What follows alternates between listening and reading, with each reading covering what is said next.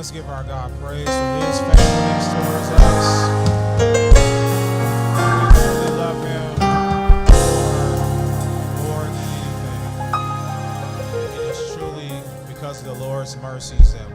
not been consumed of how good he has been to us. And if we all be honest with ourselves, first and foremost, before we can attempt to be honest with others, we don't deserve for God to even put breath in our bodies, for the new mercies he pours out day after day after day. We don't deserve the mercies he's extended to us to grant us favor in the eyes of people, but it's only because of God's mercies. You know what is so amazing? God's mercy and his grace is explained in the Bible as loving kindness. But human speech is really at a place of poverty to really talk about the loving kindness of God. So we just do the best we can. And just like a child who puts their hands up to their parents because they don't really have the way to clearly articulate how much that parent means to them, for you and I to do our best to say to our God we love him more than anything is our way as his children to express our gratitude to him. Let's give our God praise this evening for how good he's been.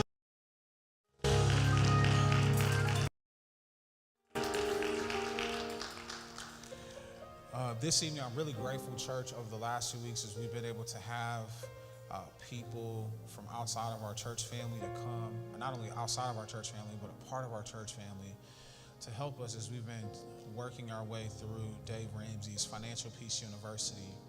And so this evening, I'm really honored to be able to have a really true practitioner here in our community, concerned about financial literacy, looking and advocating, not just advocating through talk, but through action to actually help to empower families a part of the Milwaukee area who fall into several unfortunate categories.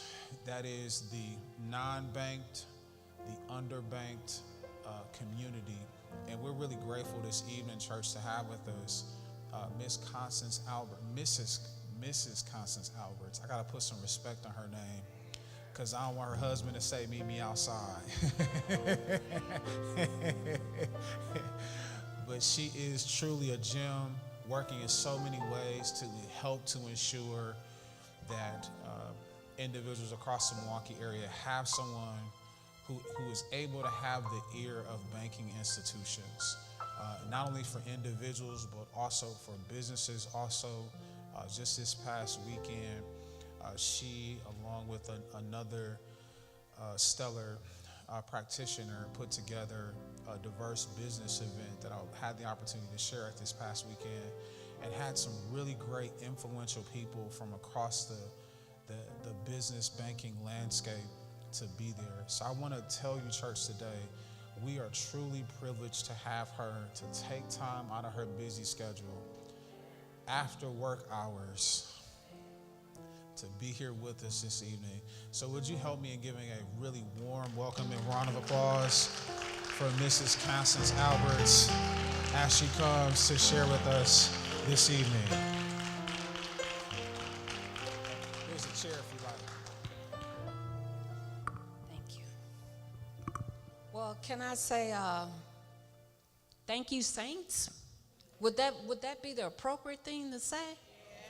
That's what I kind of thought. So thank you, saints. Thank you for that warm introduction, Pastor Monk. And I just really want to, as they were singing the song and really thinking about how much we owe to the Lord. We owe so much to him. And the fact he's given us so much, but he also desires for us to be good stewards of everything that he's given us. And so there are times when we have missteps, and we all have had missteps. But one of the things that I've learned over these many, many moons is that God always gives us an opportunity to get it right. And so as I talk with you tonight, I really want us to think about how we can get it right. So often I hear people talking about generational wealth. But what about generational legacy? Legacy means more than just wealth. Legacy means that it goes on and on and on and on. And how do you do that? Because sometimes we have legacy of the wrong thing. There are things that happen with our finances that continue to happen from generation to generation. And so when we have an opportunity to do something different, then we need to do something different. We don't need to sit around and wait for someone to come and do it for us, because if that happens, it may never happen. And so, as Pastor Monk said, part of my journey is really looking at how to give individuals information and resources so that you make the decisions you want to make. One of the things I've always said is that I don't like to tell grown people what to do with their money. I'm the type that every 30 days, I don't understand why We Energy is always asking for their money. Every 30 days, and it's like, didn't I just pay you? Why do you keep asking for my money? And so as I talk to you, I really want you to kind of think about some journeys that you've had with your money.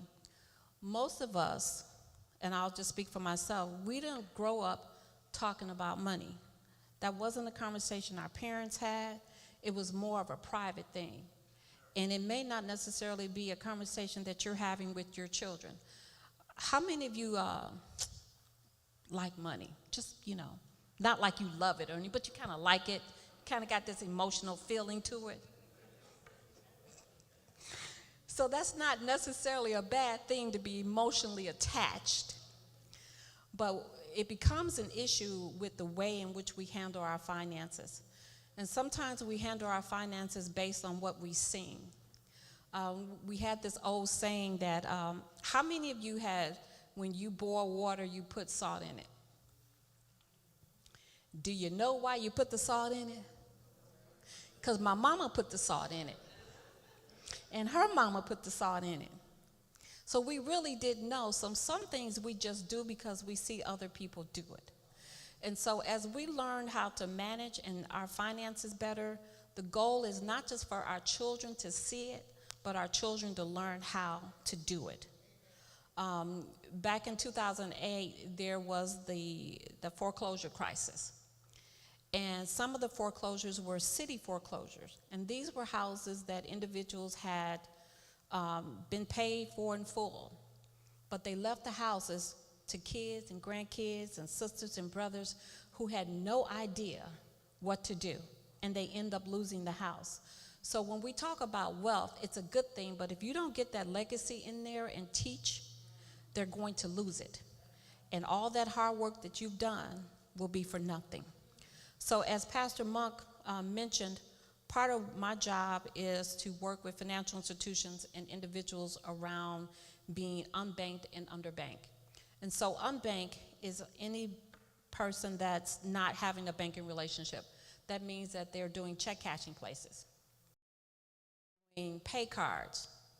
Believe it or not, Cash App is not a bank, people, okay? Venmo is not a bank. Believe it or not, Chime is not a bank. And so we've gotten into the habit of quick and easy.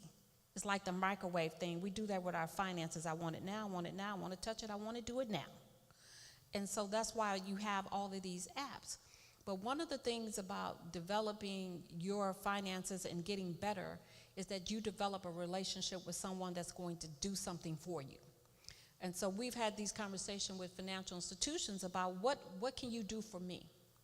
So when you look at a relationship, have you ever just wanted a one-sided relationship? Don't you want, like, you do this for me, I'll do that for you? And that's the same thing with financial institutions. So what we talk to them about is a particular standard. Part of what I do is part of a national standard.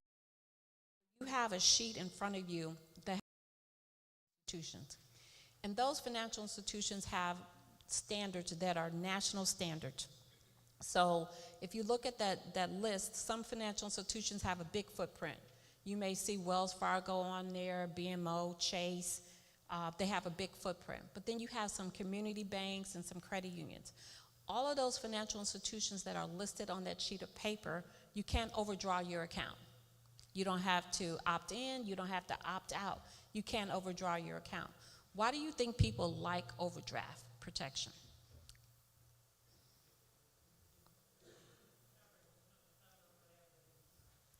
It covers, it's like a cushion. Would a better cushion be for us to kind of manage what we have and don't spend what we don't have? So I'm not against having a cushion, but again, one of the things that sometimes we struggle with is spending what we do not have. Credit cards are really good for that because what do? Swipe, you swipe, and you swipe. So when we looked at the financial institutions and we looked at our standards, so one of the major standards was not being able to overdraft. Either you have the money in the account or you don't, which makes a difference because you spend different. We spend different when we have cash. We hold on to that last $2, but if it's that credit card, boom, bam, boom, bam, boom, bam. But if that's last $2, I could get rich off them last $2. And so when you're looking at that, you're looking at how do I better control the things that I can control. Having a relationship with a financial institution also allows you to be able to do some things. If you've ever been in a situation where you had to buy a car or they charged you a really expensive rate, it was because there either wasn't a relationship or there was an issue with your credit. Now, credit is not necessarily a bad thing, but it's how you use it. And so you don't need 5 credit cards to be good. You don't need 4 credit cards to be good. And I'm not saying that you don't want to use credit cards, because why not use somebody else's money? But they have the tendency to want their money back. And then they have the audacity to add interest to it. How dare they? So when you think about financial institutions, banks, credit unions are about what? What is banks and credit unions? What's their major goal? Make money. They're businesses. It would be like me coming up to, I got this really great, all I need is $100,000. Do you know me from Adam? Even if you knew me, would you give me your money? I hope not, because I'm not going to give that back. But when you think about it, that's the relationship with a financial institution. You want to make sure you have a relationship with that financial institution. You want to know what they have to offer. Some of those financial institutions, they have a little star by them. They are considered non-custodial accounts. These are accounts for youth to open up on their own. There are some youth in our community that are living an adult life. They may be in a situation where their guardian or parent is not the one that should be in control of their money. So being able to have the opportunity to open up a bank account on their own gives them that freedom, and it also helps them. But then we have the other side of individuals who have a bank account and they cash their check and they take all the money out. I don't know how I forgot this, but I went to a financial institution and I, for whatever reason, didn't realize it was the first of the month. And I saw people going to the financial institution, taking money out and stuffing it in their shirts and their pockets and leaving the bank. That's no different than going to a check cashing place, because you took all of your money out. You're walking out. So if I'm sitting and watching, not on purpose, who else is sitting and watching? Did you know that if you have insurance and your house catches on fire, which we all should have renter's insurance and homeowner's insurance, but with most policies, no matter how much money you have, they're only going to give you $500 in cash. So if you've got cash laying around your house that for the rainy day or under the mattress because you don't like banks, your mama didn't like banks, your brother didn't like banks, nobody liked banks, and your money's hidden, what are you going to do if there's a fire? And you have the option, I'm just joking, of taking the kid or the money. Which one you gonna take? Y'all better grab them kids. But again, when you think about that, having your money in a financial institution, not only does it allow you $250,000 to be secured for each individual account. If something happens to your account, they can put an alert, they can stop it. But if your money is at home and something happens, or what about when you get a pay card? Anybody ever got their paycheck on a pay card? No pay cards? You ever received your Social Security on a pay card? So there are some people that actually get pay cards. That's how they actually get paid. They don't get paper checks, they don't do direct deposit, they get a card. Now, it took me a minute to get in here because I couldn't find the key when I got out the car. What if it was the pay card that I couldn't find? Then what would I do? So again, that financial institution offers you that protection that you may not have. But what happens when you're ready to buy something? And let's say you've been with the financial institution for years, and all of a sudden you want to buy a car, or you want to buy a house. You go there and they said, your credit's not good. But I've been with you for 5 years. It's really important to know what financial institutions offer. Most financial institutions have programs for home buying, for reestablishing credit, for buying a car, but you won't know unless you ask. Now, you have the opportunity to look at your credit anytime you want. You looking at your credit has no impact on your credit score whatsoever. Why do you think it has no impact on your credit score? You're not lending yourself money. The only time your credit score is going to be impacted is when you have an entity that has the ability to lend you money. So you can look at your credit report 15 times a day if you want to, okay? But there's an option for you. You can go to, and it's in this book here. It's called annualcreditreport.com.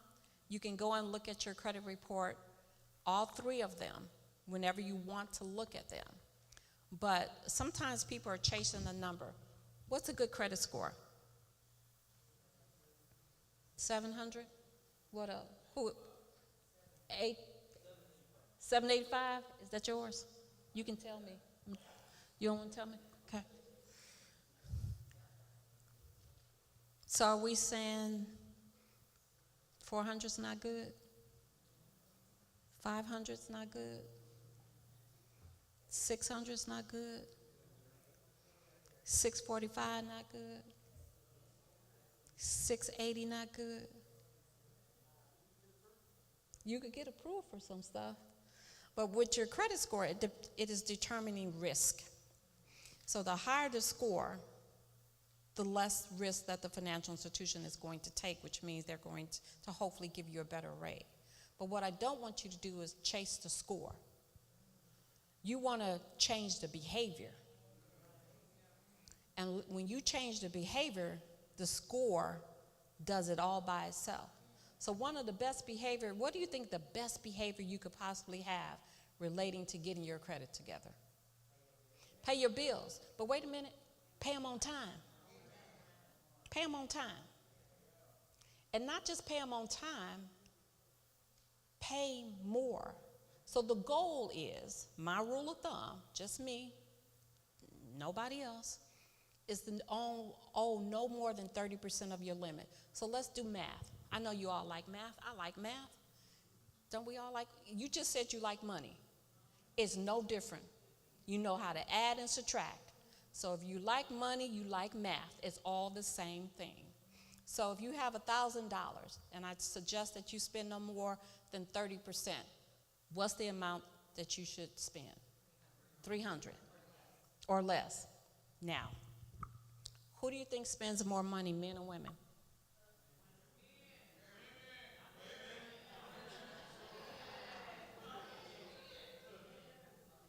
Studies say that men spend more money.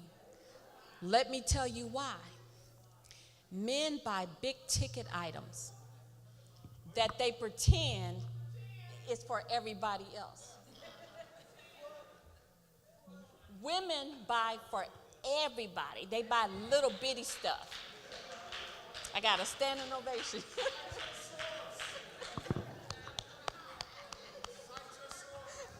Nope. Don't do it. Don't do it. Don't do it. Don't do it. They, it's the big TV, it's the motorcycle, it's the boat, it's the big ticket stuff. So, and also keep in mind, when you have two people, you're going to either have a spender and a saver in a relationship. It's just a matter of fact.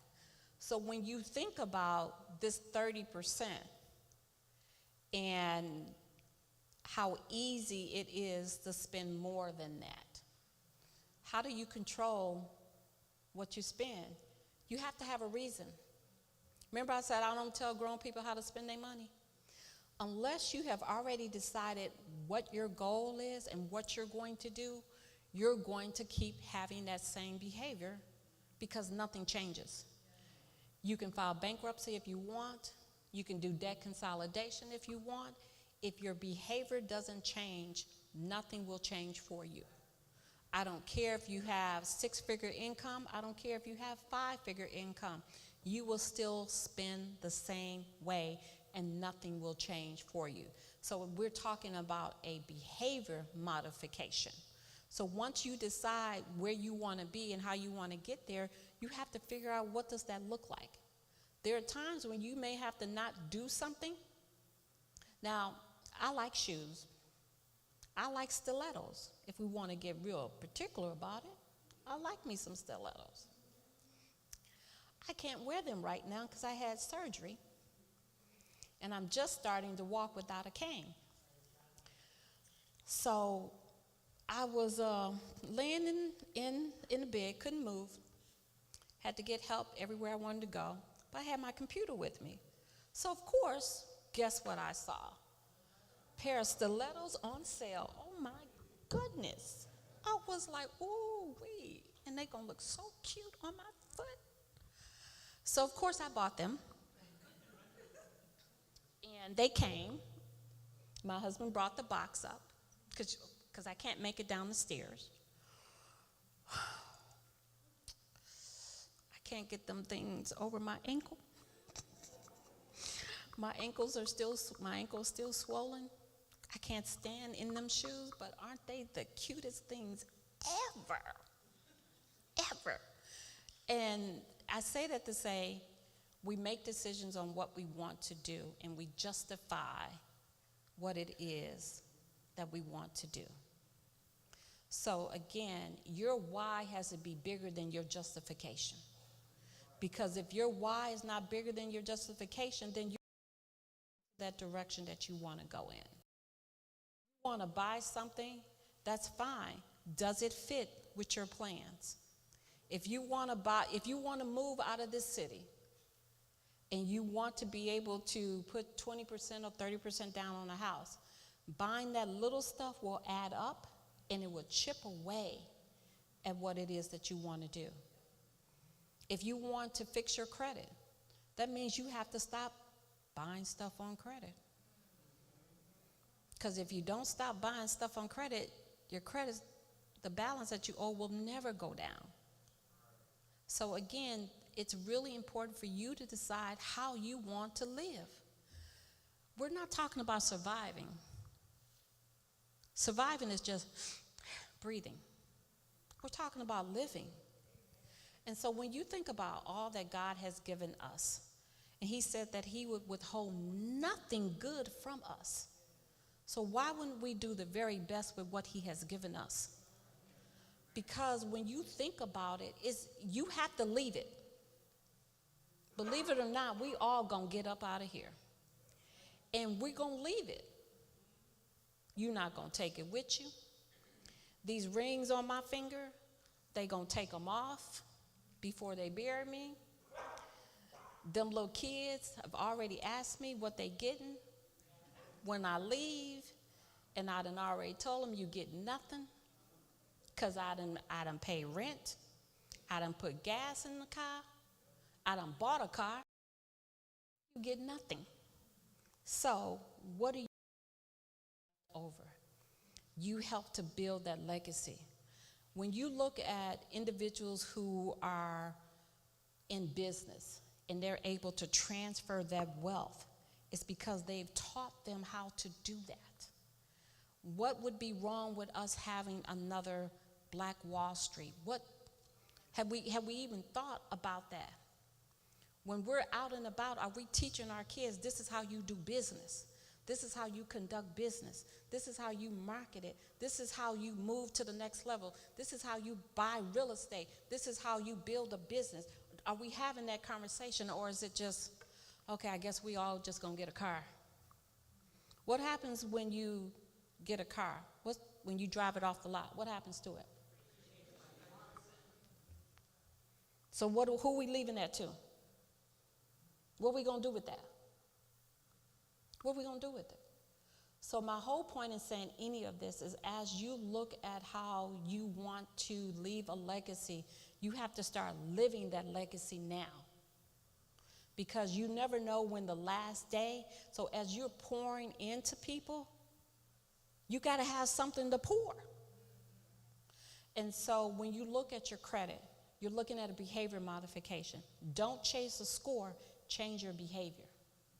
If you have no savings, we got an issue. If you have no emergency fund, we have an issue. If you think that you're going to retire and get Social Security, we have an issue. So the stats say that in 10 years, anyone receiving Social Security, you're only going to receive 77% of your benefit. Now, I'll be 62 next month. So I got a year. Jesus. Anyway, what can we buy, or how can we live on less than $2,000 a month? How you gonna live? And we're talking about now. We're not talking about in 10 years, in 5 years. What you gonna do with $2,000? Where you gonna live though?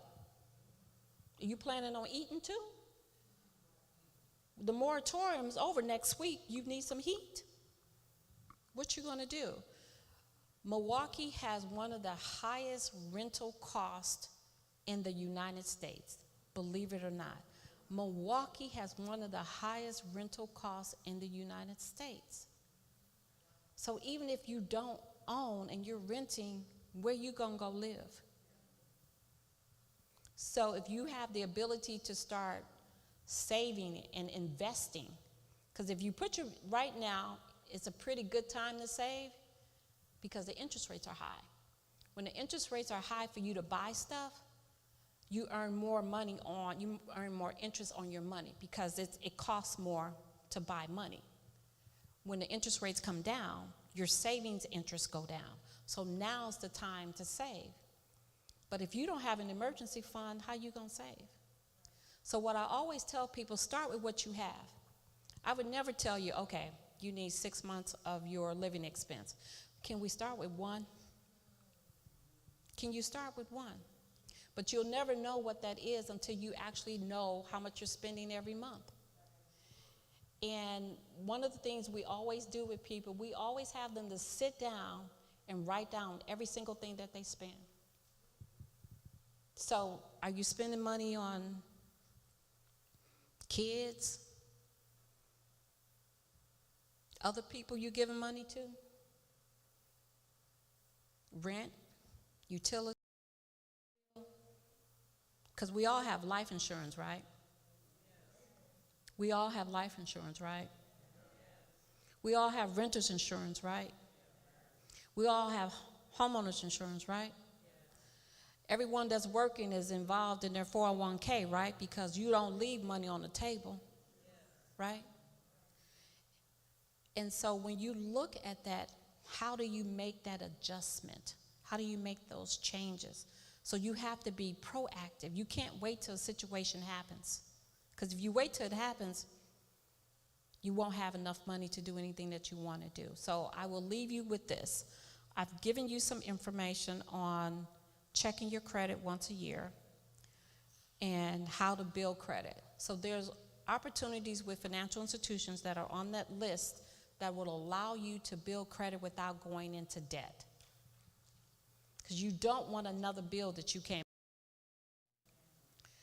And then there's this book here.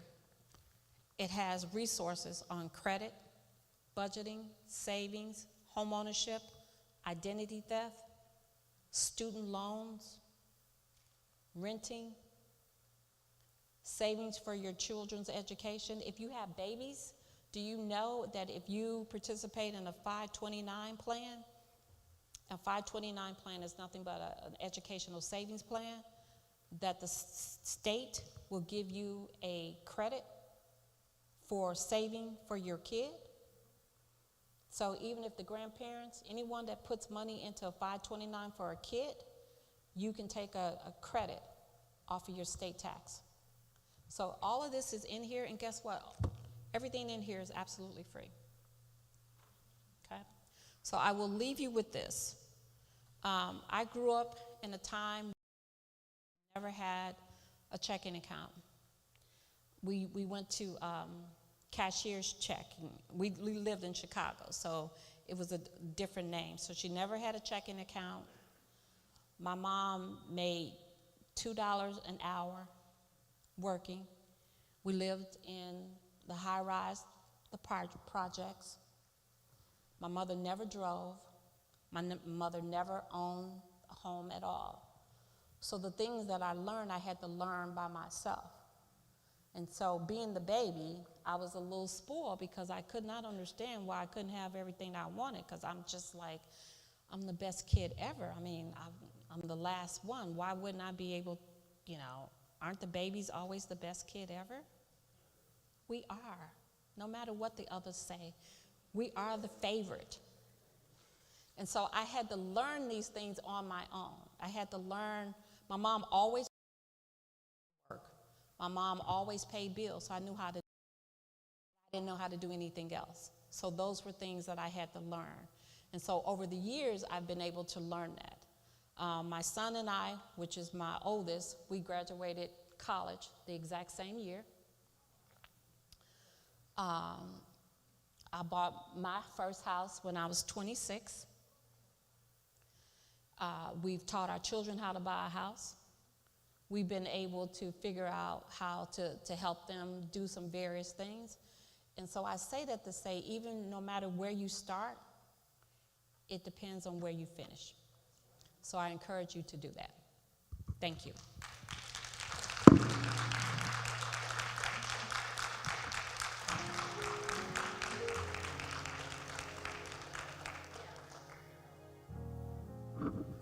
There's a question we have right here with Miss Anya.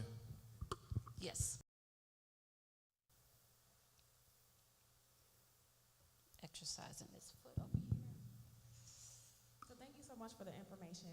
So you mentioned changing behavior, but how do you help people? Do you have information about resources or connection?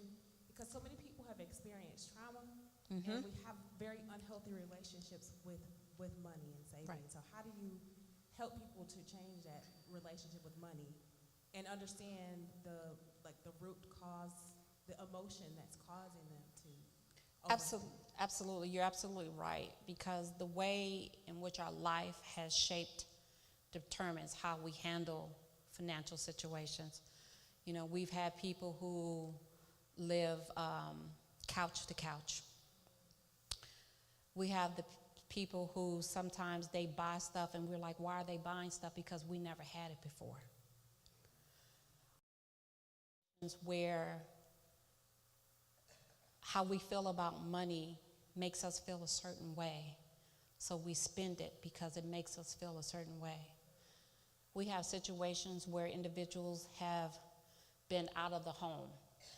And with them being out of the home, when they come back to the home, they want to buy everybody everything because they feel guilty.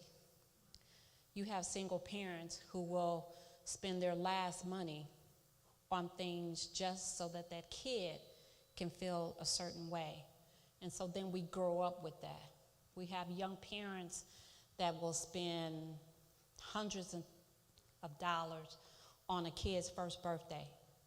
And that kid is 1 year old playing with the box. and you done spent hundreds and hundreds of dollars. And so we have to really acknowledge where people are and not make them feel they're wrong. Because unless you've actually been through it, you can't really tell someone not to do X, Y, and Z. But then you also have to be able to identify what is it that they want to change? Where is it that they want to go? And then being able to actually help them figure out what does that look like for them. And you have to be willing to walk with them. Because certain things you just don't know. And unless somebody's willing to walk with you and help you with that, you're going to continue down that road. And so I think the very first thing is acknowledging that people have had or are still experiencing financial trauma. We look at sometimes people when they're addicted to certain things. I know several people who were addicted to drugs. And so they changed one addiction to the other. Now they're buying stuff. It's just another way of coping with life. And so how do we help people to look at other ways to cope with life?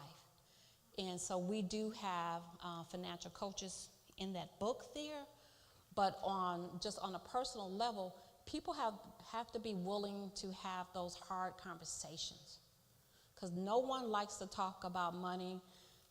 My little grandson, I think he was 10, we were in the car one day, and he said, Granny, how much you make? Like, did this little child just ask me about my money? Because, again, to him, it didn't mean the same thing that it did to me. And so if we're able to start having those honest conversations with people and helping them to really realize that the money that you have does not make who you are. And so we're able to figure out and how to do that. So that's what we really need to start with. And we need to start with looking at trauma all across the board, because people deal with trauma differently.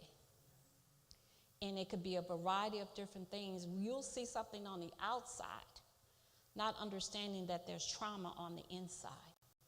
And so until we're able to actually acknowledge that and giving them practical tools, don't give people stuff that is out of their reach. Because what happens is that when you start talking to me up here, I'm not listening to you anymore. And so what you have to be, what people I would suggest do, is being able to listen to individuals and give them things that are going to work for them. And do you know that sometimes things don't work? So when things don't work, what do? You do something different. You just don't quit and say, oh, this is it. Did I answer your question? Okay. Any other questions? So let me ask a question. After having this conversation, is there one thing that you think that you would do different than that you've done in the past? After hearing this, is there anything that you think you would do different?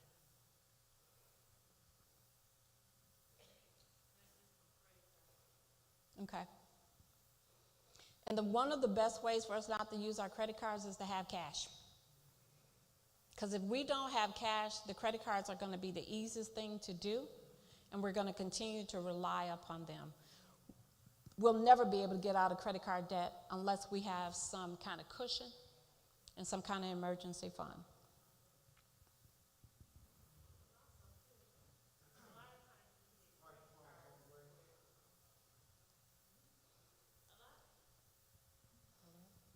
A lot of times, I hear you.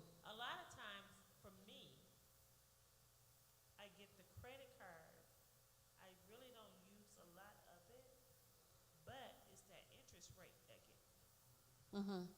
Because the interest will cycle. So what I always tell people is to take a look at what you're spending, and if you can pay that off within a 2-month or 3-month max time period, then you use the credit card, okay? If you can't, then that's something totally different. We've been in our house 24 years, and we have a refrigerator that we've had for 24 years. It matches my cabinets, okay? I do not want to get rid of that refrigerator. because it matches my cabinets. That refrigerator is leaking water. It's fine. The food is still good. It's fine.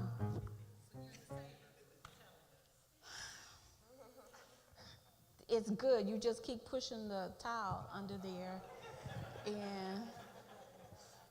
But my husband is on the other end, like, we need to get a refrigerator. I'm like, dude, why? We good.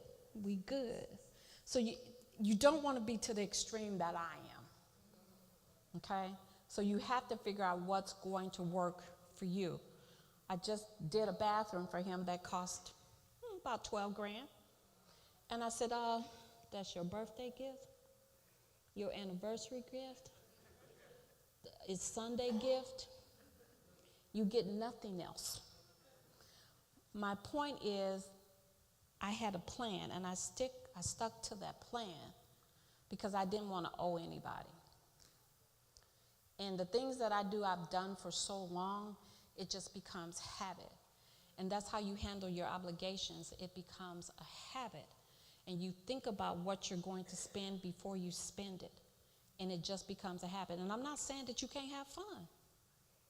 I'm going to buy another pair of shoes. Okay?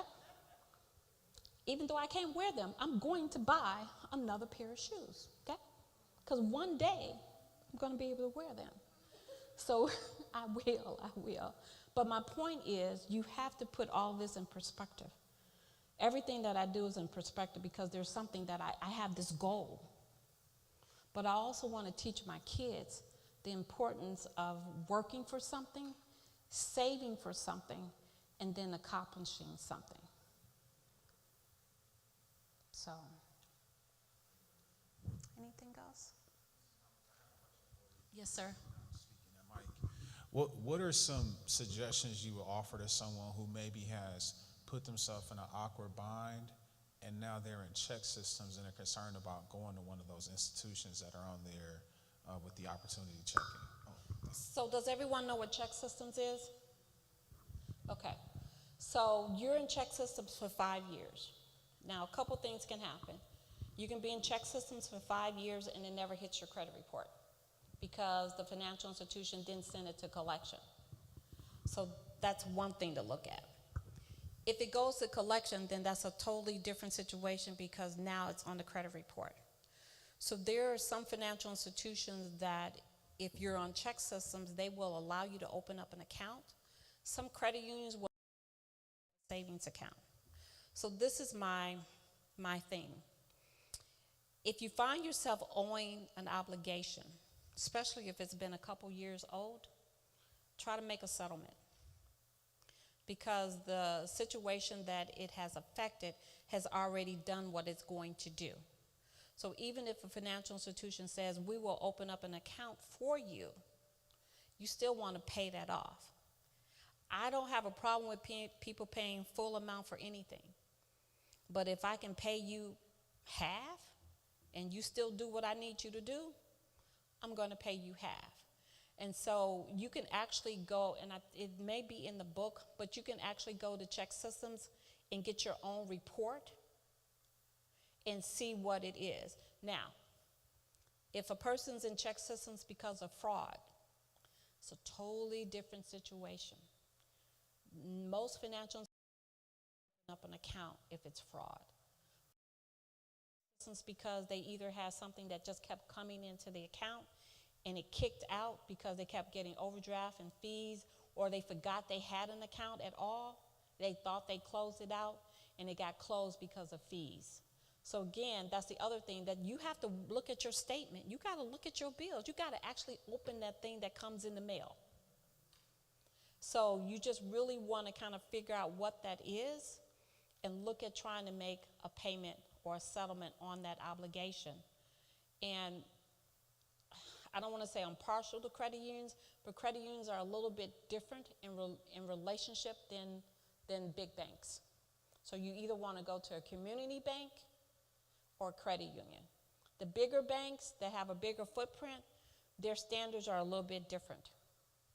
But you won't know until you actually look at that yourself. You looking at check systems and the bank looking at check systems doesn't affect you at all. So even if you went into a financial institution and they saw that you were on check systems, they would give you that report and you would see what it is. If it's that 5-year time period and it's about to fall off and it's not on your credit report, it's not an issue. But I will always say, if you have obligations that you can pay, pay. Okay? Anything good? Yes.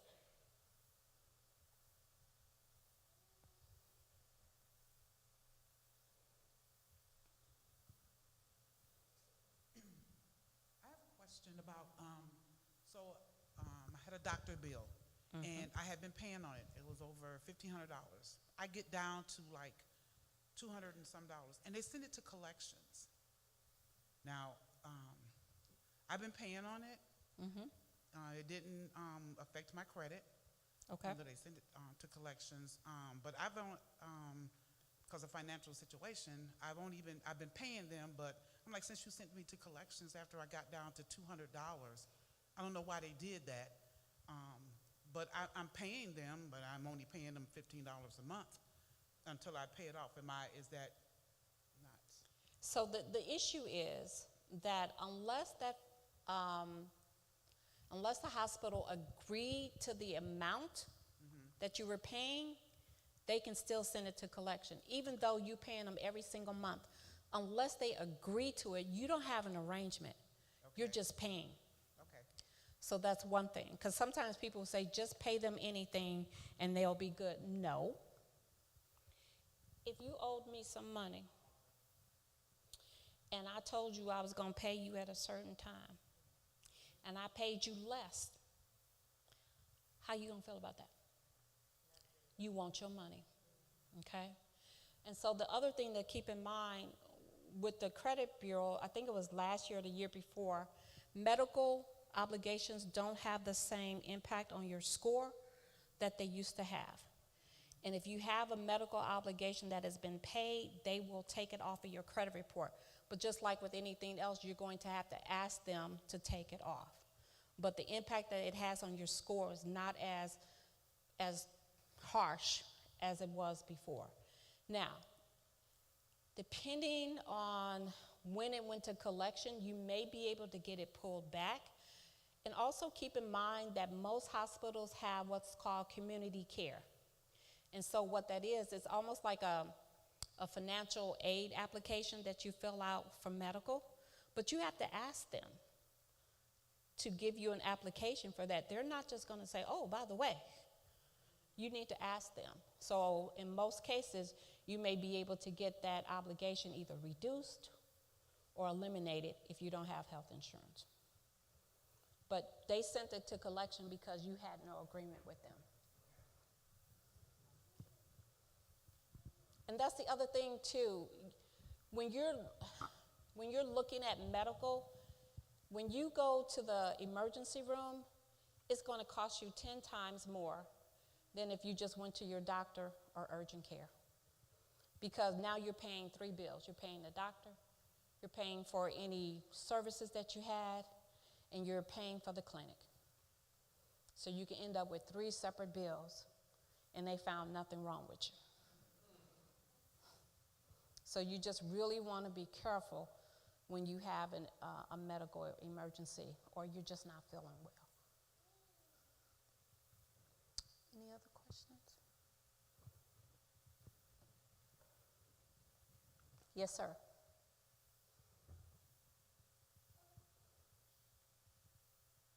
A line of credit, they say if you got a score of 750, they would give you a line of credit for maybe $75,000.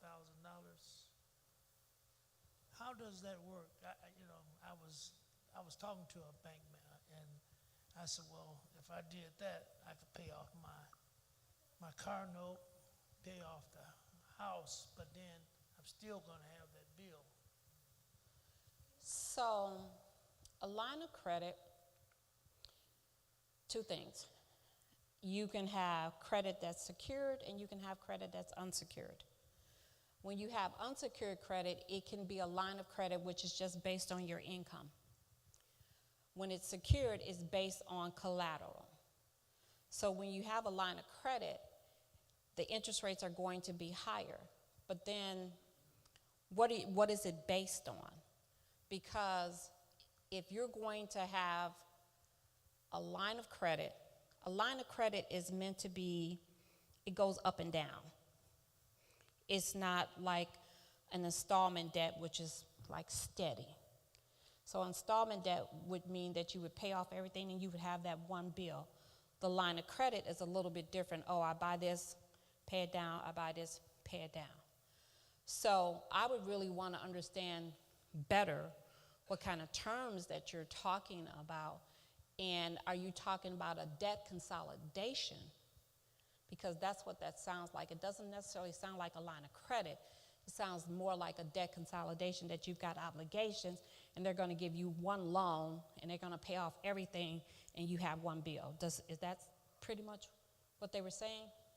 Well, they was saying, well, it was, with this line of credit, I could pay this, but he said, I wouldn't pay off your house.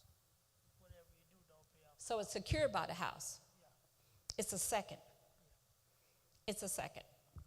So it's secured by your house. So now you have a first mortgage and you have a second mortgage. The second mortgage paid off all of your obligations because you had equity in your house.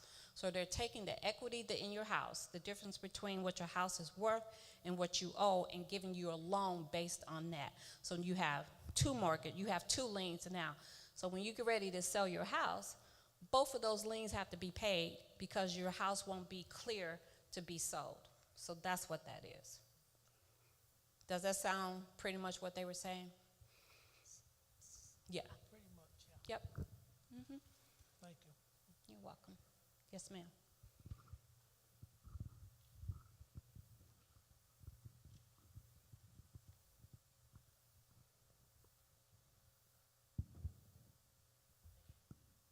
So when you said that equity in your home, right?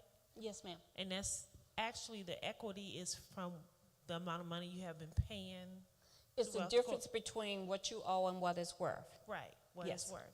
So basically, say if I didn't never use that equity in my home, then I sell it, how would that work? Would You- I lose the equity or No, no? because when we sell our house, we're going to sell it for all the money that we can get. Doesn't matter with that. What that means is that you don't have any additional lien on that house. You just have that first mortgage. Touch the equity at all.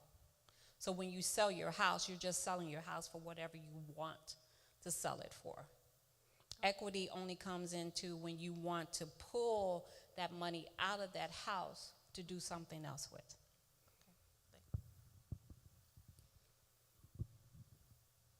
I would caution you in regard to taking all of your money out your house. You want to kind of think of, is this the best thing for me, or is there something else that I can do? Because let's say, for instance, your house has a mortgage of $50,000, real quick numbers, and you had a $10,000 second. And you could only sell your house for $50,000, but you owe $60,000. Where's that other $10,000 coming from? So how can you sell your house if you owe more than what you can get for it? And people, we use the equity because we've been paying on our house and things come up. So kind of think about that. And if you do it, how quickly can I get this second paid off? You may be able to use the second to maybe invest and buy another house. Because now you have two assets. Assets are good. Assets are good things.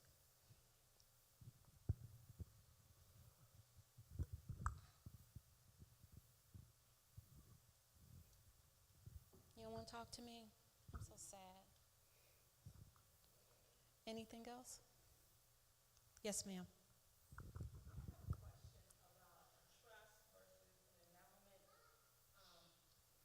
Interested in doing a trust or an endowment. I'm looking, researching information now for my nieces and nephews. And so I want to leave them either a trust or an endowment.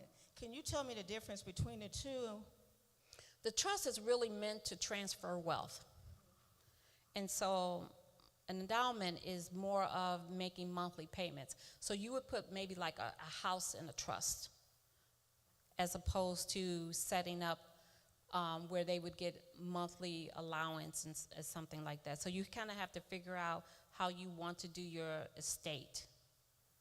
Because the other things, you definitely may want to talk to an attorney or a tax attorney to see how that would affect them when they do take that over, either a trust. Because a trust and the tax is different on those things. So you definitely want to talk to a tax attorney or a lawyer before you do that. Because they need to set it up either way. That's something that has to be legally done.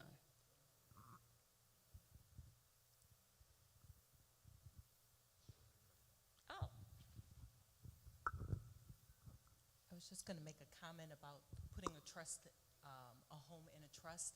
It typically can't have any liens on it because as an investor, you're not wanting, it's very difficult if I need to foreclose on the property, if it's in a trust, and to unwind and determine who in fact is the actual legal holder of it. So most people, if they have like life insurance and things like that, they allocate and determine, hey, this life insurance is to pay off. And there's a level of execution in terms of making sure that the mortgage is paid off certain assets, so that when it flows into a trust, whoever's the executor of the trust or whoever you deem as the trustee will determine how those assets are you identify. So I would want to call that out, because if you try and put a house that has a current mortgage on it into a trust, that bank can immediately call that note, that promissory note that you signed, due and payable, and then they're going to want their money up front. And they're going to say within the next 30 days, you have to pay me in full, find another loan, or you got to transfer ownership back into whoever signed that promissory note. So again, an attorney will properly advise you and understand some of those things as well. And so the other thing too is some people will do, what's that guy on TV where you get money for your house? What is that guy's name? He's on Blue Bloods. What is it? Reverse mortgage. Mortgage, you really want to be careful because you're actually giving your house over to that entity. They may give you X amount of dollars and give you X amount of dollars every month, but you no longer own that house. So whenever you leave that house, for whatever reason, unless someone's able to pay that mortgage plus what they've given you, you don't own that house anymore. So it seems like a good thing because it's saying, oh, we'll give you all this money, but you don't have ownership to that house anymore. So you really want, again, when you think about changing the way in which you receive money, you really want to know the backstory and how that will affect you.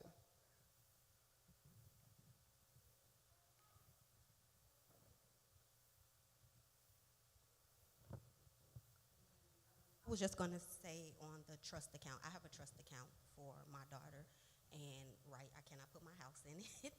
I put my car in it once I paid it off, but I have all of my life insurance policies tied to it. Anything that I own, my trust is the beneficiary of, and I had to go through an attorney. I had to pay like a little over $2,000 to set it up. It's very extensive. It took hours. They ask you everything. They ask you anybody who could potentially benefit from it. Like my ex-husband had children before we were married. I had to determine if I needed to call them out of it. It's very, very extensive. So everything that I own or put my name on that doesn't have a lien or that I don't owe anybody to, beneficiary to, so they'll pay it out if something were to happen to me. They distribute the money to London. They determine the age, the set. I determined how much she would get for college, everything. So everything is set up to my trust account. I talked to her about money, IRAs, when all her money is in her savings account now. When she turns 18, I'm converting it into an IRA account for her and having her to contribute money to it when she starts her job. So I, for the last 3 years, went through an extensive credit repair process. I cleared all my debt off. I saved money to close on my house. I closed on the house this past November. I went through an entire thank you, Loretta. She helped me a lot. I bothered her. So I went through an entire process of just really trying to get through that process where I wasn't in debt because, too, I grew up in Chicago, too. That my mama also made $2 an hour. She was a waitress. She didn't teach us about that. She didn't have a bank account. She never drove a car. She grew up in the Robert Taylor Projects. I went through all of that. So it's nothing that I was taught from her. It's everything that I learned myself, everything that I'm teaching my daughter. So it is possible to anybody that feels discouraged or feels like it's a lot. It is a lot. It is a whole lot. And it took a lot of discipline of changing my habits. I was never a big spender, and I was always able to easily save money, so that wasn't a problem for me. It was just relearning what that looked like and learning if I could afford to buy a house and what it looks like compared to renting and all the responsibilities that come along with that. And with that said, before I even did that, I established my trust account because I was newly divorced. I only had one child. I just wanted to make sure that whatever decisions that I made at that point, that she would be fine. So I always encourage trust accounts. A will is only worth the paper that it's wrote on, and anybody can contest it. Whereas your trust account, everything that is set up there is for your trust, and it pays out whoever the beneficiary is. There is no contesting that. No one can come and try and take claim on it or say you owe them money. So everything that I have goes directly to my trust account. I sign it over to the trust account, and that's just how I'm living my life going forward. And just teaching, again, my daughter about those same things, saving money, what it looks like to retire, how you can retire early, and what those funds look like, Roth IRA versus 401k, all of those things. So it is very overwhelming and it's extensive, but it is extremely possible and it is very rewarding, and it makes you feel that there is an end goal to your life. You don't have to work forever. I don't want to be a Walmart greeter when I'm 65. I'm going to be on a yacht in the Amalfi Coast somewhere. Wait a minute. What's wrong with being 65? What are you trying Oh, to nothing. say? I can't wait to be 65. I'm just not going to be a greeter at Walmart. I'm going to be retired, and I'm going to be financially stable, and I check my 401k, and I have a mutual fund, and I have a financial advisor. I have an accountant who makes sure that I am clear of whatever those debts look like, because when my mom passed away, she had nothing. She didn't teach us anything. I had to spend, my sisters and I spent $7,000 to bury her. That's not a life that I want to leave for my child or a legacy, so I just want to teach her better, and I've just been really learning a lot. I told Pastor if he would have had the last year, I would have won. I cleared up all my debt. I saved up every dollar for my down payment. I didn't want to just come with the 3.5%. I came with 12%. And I also worked with a lot of the companies on here, Axe Housing, Housing Resources. They gave me money. So it's possible. It's just you have to really be disciplined and want to do it and want to change whatever those poor habits are that we're taught. And I think the important thing is to start. You know, as she said, it can be very overwhelming, but you have to start. Because if you don't start, you're going to be looking this year the same way that you did the year before and the year before that. And it's important, if you can't do a trust, everyone should have some kind of will, because everyone needs to know what is supposed to happen if something happens to you. If you have life insurance, if you have the medical leeway, so you should have something so that people don't have to try to figure out what does that look like. If you don't have life insurance, have burial insurance. You have to have something. So often we see people doing the GoMe Fund or whatever it's called. because they can't bury people. You know, you're getting thousands and thousands and thousands of dollars every tax time, and you're not putting any of that anywhere. You're just spending it. And here you have that opportunity. You can pay your premium for the entire year with a fraction of some people's refund. Also keep in mind that you can start a Roth IRA for your kids. Okay, if it's under $13,000, you can start a Roth IRA and put all of that money into a Roth IRA for them. So by the time they get ready to either go to college, or if you want to buy them a car, whatever, they've got some money. But then it also helps them to look at what does that look like, because everybody likes to see stuff grow. And if you can show them that if you do this, this is the result of you doing this and being disciplined. So I would encourage you, start somewhere. Just, get the information, but just don't sit on it. Do something that's going to really help you reach your goals. Yes, young lady. How much do you have to start a Roth IRA? It really, you can start with, under $1,000. You can actually do that. And, with the Roth IRA, it's already been pre-taxed. So it's your money. So you can just put that in an account or an investment account or a financial institution account. So you can definitely do that. You don't have to have a lot of money to start a Roth IRA, because it's already been taxed. It's your money that you are using, as opposed to the other, which is pre-taxed. Okay, so you can add to it like monthly or? Yeah. What I always tell people is determine what does that look like. Determine what it takes for you to live comfortable. Because if you're in a position, sometimes if it feels hard, we're not going to do it. So you want to start with something, just like with starting with savings. When you look at savings, again, I would never tell someone, oh, put $200 a month, because that's a bill. But if we think about it, we probably eat $25 a month in food. Not regular food, just food. We out and about. I'm not going to miss $25. As a matter of fact, I just spent $22 before I came here. I'm not going to miss that. So start with that and then just continue to increase so that it becomes a habit that, oh, okay. We did a study because we were working with NPS. Every child in the state of Wisconsin that is a senior, they all have to graduate with one semester of personal finance, which is just awesome. It took years to get that to pass. So that is awesome. So there's this teen bowl that our young people in high school, they participate, and they're going to Madison. So Riverside and King are going to Madison next month to compete with the other kids in the entire state. So we're so excited about that. So one of the things we were sharing with them is that Shaq, even though he has buku money, he only lives off of 25% of what he makes. 25%. And he learned this over years. So 75% of what he makes, he invests and saves that amount of money. Now, we may not be there because we don't make billions, but can we start at 3%, 5%?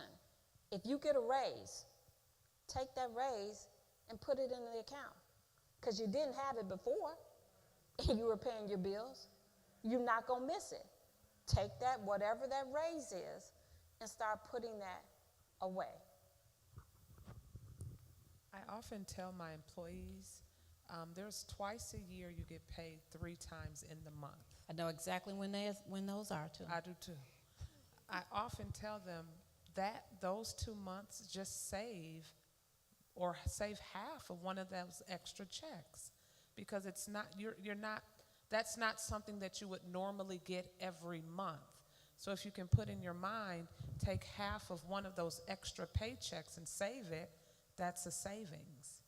But you have to have a reason for it, because if you don't have a reason for it, that money's in an account. If I don't have a reason for that money to be there, guess what I'm going to do? I'm going to take it because it's mine.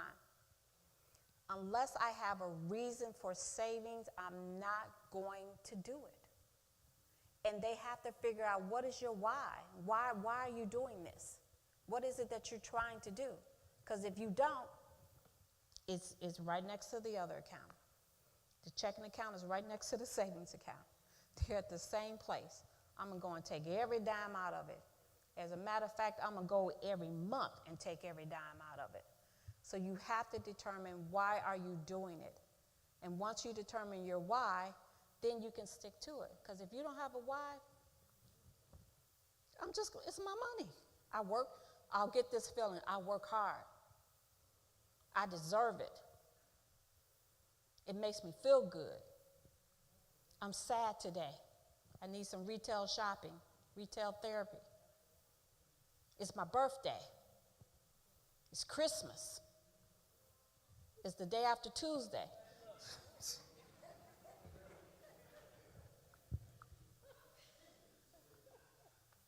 Thank you. Oh, come on, church. Let's do better than that. Let's give God thanks for Mrs. Constance Alberts, for being here with us this evening.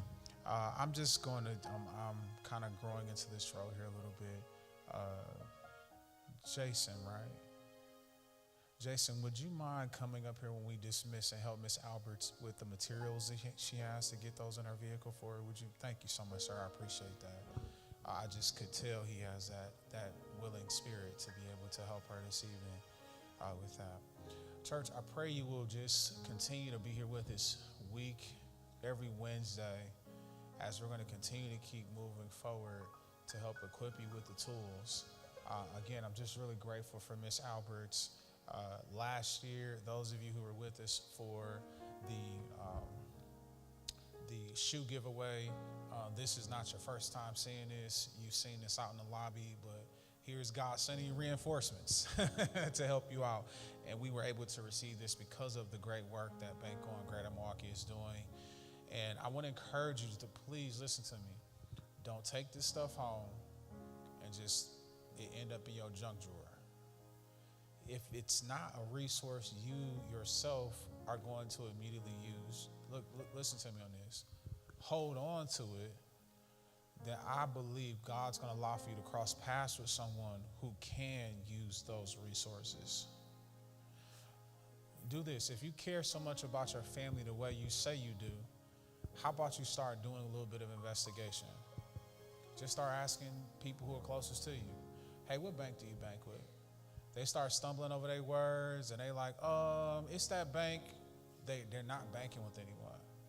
They're going to a check cashing place. They're going someplace where they're paying to get access to their money, and you have in your hands a resource of banks that they can go to on one of those documents to be able to see, and you know exactly what the name of the accounts are with those institutions. I told you all before she came here, because I got to learn about this from talking with her.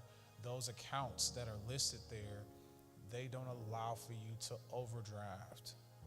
They don't allow for you to just rack up fees, or as one incident, one bank she told me about, they give you a grace period to run up all these charges without it negatively affecting you, but then you're paying for it on the back end. That's not teaching you good banking habits moving forward. So hopefully you will take these resources and use them.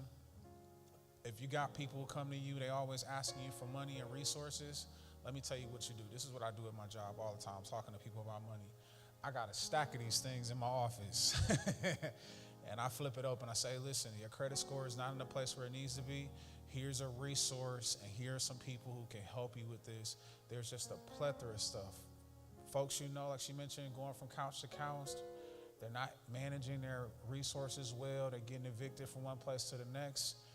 Everything they need, that they need to kind of help them get on track is in this book. So please, sir, please, man. Don't y'all even have this available digitally too? It is digital also. So you can go on their website, bookmark it. So you talking to somebody, hey, hold on one second. Let me go ahead and boom, and send it to them right there on the spot. We're going to get ready to go. Before we do, Lady C had an announcement, then we're going to pray and be on our way. Good evening, EMBC family. I want to remind us that this Saturday we have a leadership meeting here in the sanctuary at 9 a.m. This is for all members who are a part of a ministry, whether you lead the ministry or not. You are required to be here this Saturday at 9 a.m. This meeting is also for those new members or current members who are interested in becoming a part of one of our ministries. This meeting is for you as well. You will receive information on what the ministries entail, what the commitment level is for the women's ministry, the men's ministry, the children's department, youth department, music ministry, the small group. So everything, every ministry within this organization, you will receive information, commitment level, and you can sign up that day. So this Saturday, 9 a.m. in the sanctuary, we will see you Saturday. Also, this is also for all of our paid staff as well, 9 a.m. The meeting is for you too. Thank you. All right, are there any other announcements? If not, all hearts and minds are clear. We want to ask you to please, sir, please, ma'am, help us out. I believe, are they going to be getting that? We're planning to get that out to them tomorrow, Sherry, with the shoe stuff. So we had a little bit of a delay why you didn't receive the text message from Sunday yet with the flyer and the content to post on your social media platforms or with your family members and friends of helping us with the shoe giveaway. Because our partner, Embassy Center, MKE, we didn't have their giving information on the flyer, and this is a true partnership, so we wanted to make sure that that was included also. So we had to get that information from them, make sure it's accurate, and so you should be receiving that content tomorrow. We tried to make this really easy for you. All you got to do is copy and paste.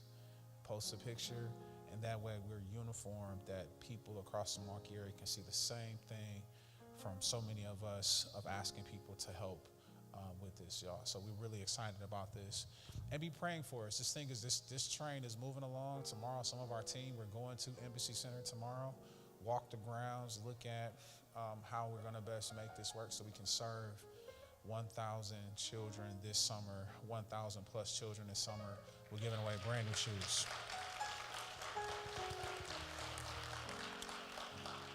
Let's pray, and then we're going to be on our way. Father in heaven, thank you now for all you've done for us. Lord, we thank you for Mrs. Alberts coming this to help to equip us. You've given us a listening ear, helped us and convicted us to jot down those nuggets that she shared with us. And I pray, Lord, you will arrest our hearts that this information she's put in our hands, help us to store it away, that if we are not going to personally use it, we have that tool to be able to help someone else. Lord, I pray this evening for those of us who are choosing to remain ignorant, will you just convict our hearts, Lord, to no longer just live our lives blindly, that what we heard is not for someone else, it's for us. Thank you for the people who've contributed to this time we spent together, that it'll open our eyes, that we too can move forward, and that it's not about where we are now, it's about where we will end up. So Lord, we thank you for the people you sent this way, with Miss Loretta Cephas, who you sent in as a part of our church family, and for Mrs. Constance Alberts. And thank you for anyone else, Lord, you lead us to help us to properly plan and steward well the resources you've entrusted to our care.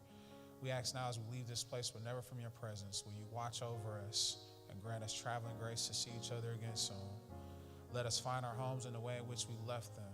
Ask that you would dispatch your angels to watch over us as we go to our vehicles and even as we get into our homes. Let no harm come to our children as they go to school throughout the rest of this week. And as we gather together again on Sunday, we will be careful to give you all the glory and honor and praise. In Jesus' name, amen. God bless you all. Love you all. Have a fantastic evening.